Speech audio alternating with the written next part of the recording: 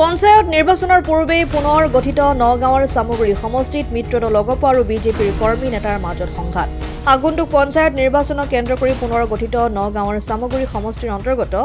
অগপৰ 25খন আঞ্চলিক সমিতিৰ এখনি কৰ্মী সভা ৰূপহী জাতীয় বিদ্যালয় প্ৰাংগণত অনুষ্ঠিত হয়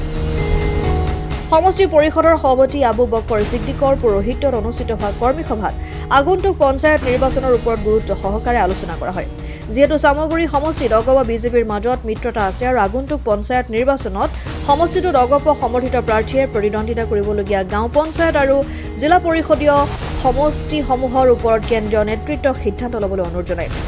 সদ্য সমাপ্ত উপ নিৰ্বাচনত অগপ কৰ্মীয়ে নিস্বাৰ্থভাৱে প্ৰচাৰ চলোৱাৰ বাবে মিত্ৰদল বিজেপিৰ প্ৰাৰ্থী দীপুৰঞ্জন শৰ্মাই সমষ্টিটো কংগ্ৰেছৰ হাতৰ পৰা কাঢ়ি আনিবলৈ সক্ষম হৈছিল বুলি মত পোষণ কৰে অগপ কৰ্মীসকলে সমষ্টিটোৰ আঞ্চলিকতাবাদী দলটোৰ সবল সাংগঠনিক ভেটি থকালৈ চাই অগপক বুজন সংখ্যক পঞ্চায়ত আৰু জিলা পৰিষদ সমষ্টিত প্ৰতিদ্বন্দ্বিতা কৰাৰ বাবে সুযোগ দিবলৈ বিজেপিৰ নেতৃত্বক আহ্বান জনায় অগপ কৰ্মী সভাই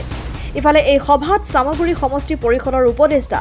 মজিবুৰ ৰহমানৰ সাংগঠনিক ভূমিকাক লৈ কেইবাগৰাকী কৰ্মী সৰব হৈ উঠে মজিবুৰ ৰহমানৰ ভূমিকাই দলটোৰ সাংগঠনিক দিশত ব্যাপক খেলিমেলিৰ সৃষ্টি কৰা বুলি কেইবাগৰাকী নেতাই ক্ষোভ প্ৰকাশ কৰে মজিবুৰ অগপৰ উপদেষ্টাৰ পদবীত থাকি কংগ্ৰেছ ত্যাগ কৰা কৰ্মীক বিজেপিত যোগদান কৰাৰ অভিযান অব্যাহত ৰখা বুলি গুৰুতৰ অভিযোগ তুলি তেওঁ অতি শীঘ্ৰেই উপদেষ্টা পদবীৰ পৰা অপসাৰণ কৰাৰ দাবী জনায় একাধিক কৰ্মীয়ে আজি সব আমাৰ পটকে আমি যোৱাকালি এটা সিদ্ধান্ত লৈছিলোঁ যেহেতু আমাৰ পঞ্চায়ত নিৰ্বাচন সমাগত আমাৰ সামগ্ৰী সমষ্টিৰ 25টা পঞ্চায়ত আছে আমাৰ 25টা আঞ্চলিক পৰিষদ আছে আমি আগন্তুক নিৰ্বাচনৰ পঞ্চায়ত নিৰ্বাচনৰ উপলক্ষে এটা আলোচনাৰ কাৰণে আজি এই সভাত আমি ৰূপহী কলেজৰ সন্মুখত ৰূপহী জাতীয় বিদ্যালয়ত এখন সভা অনুষ্ঠিত কৰিছোঁ আজিৰ এই সভাত আমাৰ সকলো 25টা পঞ্চায়তৰে আঞ্চলিক পৰিষদৰ সভাপতি সম্পাদকসকল আহি উপস্থিত হৈছিল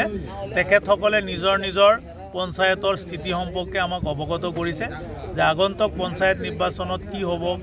গতিকে সকলো আমাৰ আঞ্চলিকৰ সভাপতি সম্পাদক তথা আমাৰ সমষ্টি কমিটিৰ বিষয়ববীয়াসকলে এটা সিদ্ধান্ত লৈছে বা আমাৰ পঞ্চায়তৰ আঞ্চলিক পঞ্চায়তৰ পঞ্চায়ত পৰিষদৰ সভাপতিসকলে তেওঁলোকৰ সাংগঠনিক স্থিতি খুব মজবুত আছে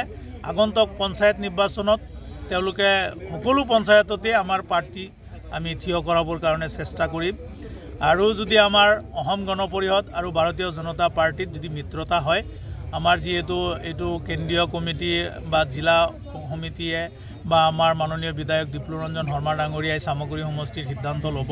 গতিকে তেওঁলোকে যদি মিত্ৰতাৰ সিদ্ধান্ত লয় আমি নতহিৰে আমি এই মিত্ৰতাত আদৰণি জনাই আমি আগন্তুক পঞ্চায়তত নিৰ্বাচনত অৱতীৰ্ণ হ'ম কেন্দ্ৰীয় সমিতিৰ সিদ্ধান্ত মৰ্মে আমি পঞ্চায়তত অৱতীৰ্ণ হ'ম যদি মিত্ৰতা নহয় তেনেহ'লে আঞ্চলিক এজিপি প্ৰস্তুততে অকলীয়াকৈ নিৰ্বাচন খেলিবৰ কাৰণে মিত্ৰতা যদি চাওক এইটো মিত্ৰতা নহয় বুলিতো এতিয়া ক'ব নোৱাৰিম আমি কাৰণ এই সিদ্ধান্তটো হ'ল আমাৰ কেন্দ্ৰীয় সমিতিৰ এতিয়া আমি বিয়াসূত্ৰে গম পাইছোঁ যে অহা 3 তাৰিখে আমাৰ অসম গণ পৰিষদ আৰু ভাৰতীয় জনতা পাৰ্টিৰ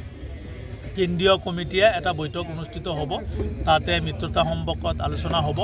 তাতে যিটো সিদ্ধান্ত আহে আমি এই সিদ্ধান্ত মানি ল'ম থেংক ইউ নগাঁৱৰ পৰা বিভূতি বাৰ ৰিপৰ্ট ডেমক্ৰেটিক আছাম